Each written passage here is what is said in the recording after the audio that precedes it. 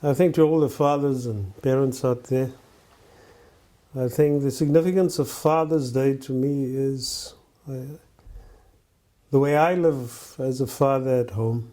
I have two sons. I try to teach them that the kind of background I came from, which was your very much hyper macho background, driven by using your fist to solve conflict, is not the way to actually solve conflict. And I teach them an alternative way, or I try to be an example of an alternative way in which one can settle disputes and arguments so that, a lot of the hyper macho problems that came with the way I grew up as a boy was not repeated in their particular conduct. At home, I prefer not to maintain the traditional type of relations that I grew up with, where my mother would cook food and do that, and my father would have a defined role. I cook at home. I work with my wife in the garden. In actual fact, there's not much that we do anything different from each other.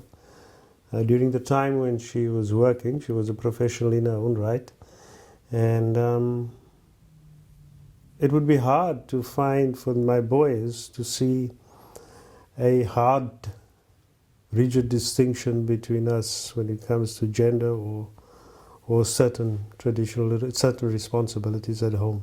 So I do basically everything that my wife would do. And I think it's rubbed off on my sons. They cook, they do, and they sort of live without those distinctions and follow that particular example.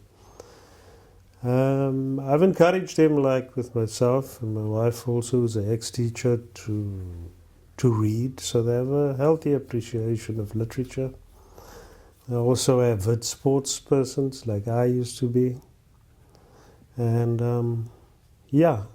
I see that I'm there for them whenever they achieve something. Like my one son is a pro tier in climbing.